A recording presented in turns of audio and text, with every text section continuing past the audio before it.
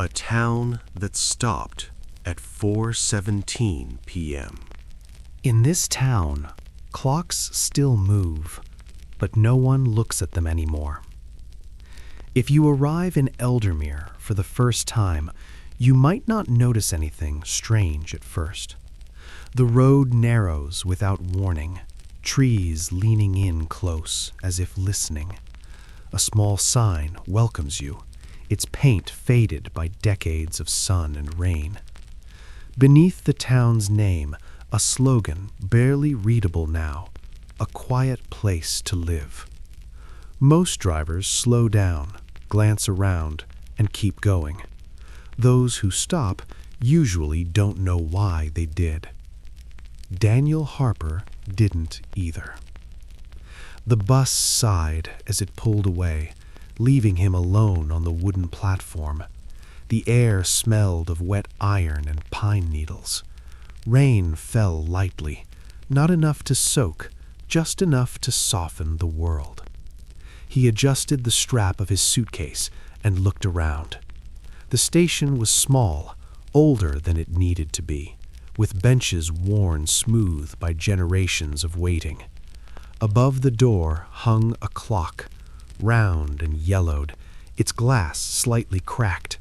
It read 4:17 p.m. Daniel checked his watch. The same. He didn't think much of it. People notice clocks all the time. It's a habit, especially when you've spent years moving from place to place, measuring life in arrivals and departures. He stepped off the platform and into Eldermere, shoes clicking softly against damp pavement. The town felt careful. That was the first word that came to him.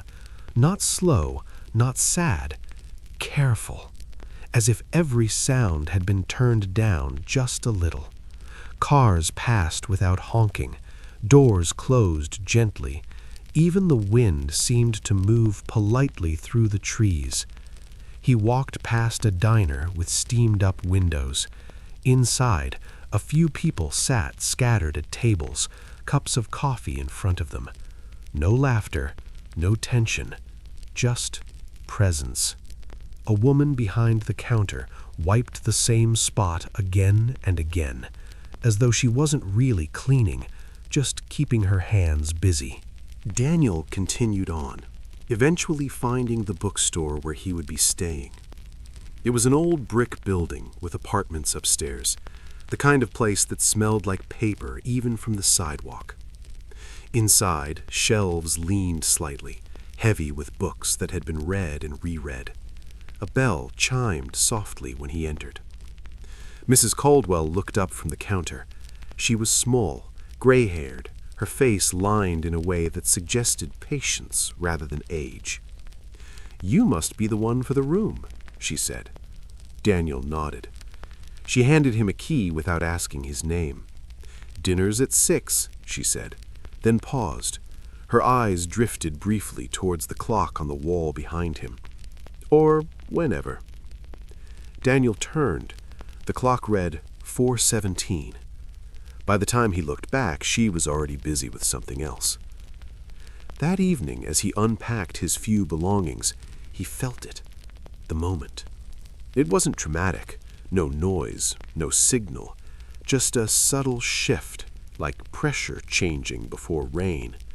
Somewhere below him, a chair scraped the floor. Someone cleared their throat. Daniel glanced at his watch. 4:17 p.m. He waited, unsure what he was waiting for. Nothing happened. And yet, something had. Over the next few days, Daniel settled into Eldermere. He took walks in the mornings, noticing how the town seemed to wake slowly, without alarms or urgency. He ate at the diner where the coffee was strong and the conversation minimal. He visited the library, where books were returned on time even though no one ever seemed to check the date. What he couldn't ignore were the patterns. Every afternoon, just before 4:17, the town grew quieter. Not still, just subdued. Conversations softened. Movements slowed. People became careful again, as if walking across thin ice. And always, at exactly that time, there was a pause. A collective breath held a second too long. On Thursday, Daniel made a mistake. He was sitting at the diner, stirring sugar into his coffee, watching rain trace lines down the window. "Does anything special happen around 4?" he asked casually, not looking at anyone in particular. The spoon stopped clinking. The woman behind the counter froze. A man near the window stood abruptly, placed money on the table, and walked out without a word. Silence filled the room, thick and immediate. Finally, the waitress spoke. "We don't talk about that," she said quietly. Daniel didn't ask again. Instead, he noticed her. She sat at the train station most afternoons, always on the same bench, a notebook resting on her lap. Sometimes she wrote. Sometimes she just stared out at the tracks, pen hovering as if waiting for permission. She looked up when Daniel approached, offering a small, knowing smile. "You're not from here," she said. "No," Daniel replied. No one who's from here asks about the clocks. Her name was Margaret Ellis. She had lived in Eldermere her entire life. She spoke gently, choosing words the way some people handle fragile objects. They walked together sometimes, quiet side by side, the kind of silence that doesn't ask to be filled. She didn't tell him everything at once. Eldermere didn't work that way. "Years ago," she said, "there had been an accident. A school bus and a freight train at the crossing just outside town. Warnings that had been discussed, delayed, forgotten. It happened at 4:17 p.m. Children were lost. Teachers. A crossing guard who had waved every bus through for decades.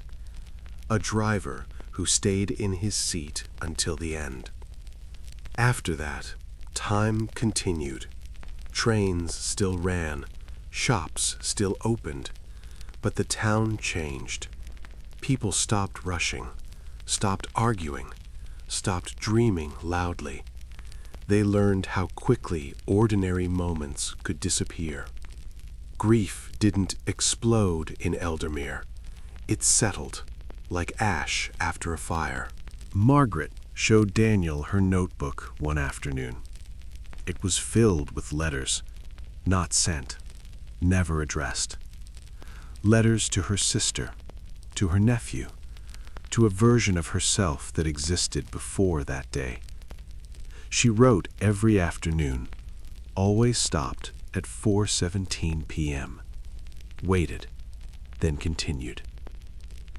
"I'm afraid," she said softly, "that if I stop writing, they disappear." Daniel understood more than he wanted to. He had lost someone too. Different place, different time, same hour. He had spent years running from it, filling his life with movement so there would be no space for memory to catch him. Eldermere didn't run. It stayed. There was a clockmaker in town, an old man named Alden, whose shop smelled of oil and dust and wood. Clocks of every kind lined the walls, ticking softly in uneven rhythm. Daniel asked him once why the clocks weren't stopped, why no one had frozen them at that moment. Because time didn't do this. People did. Forgetting won't undo it.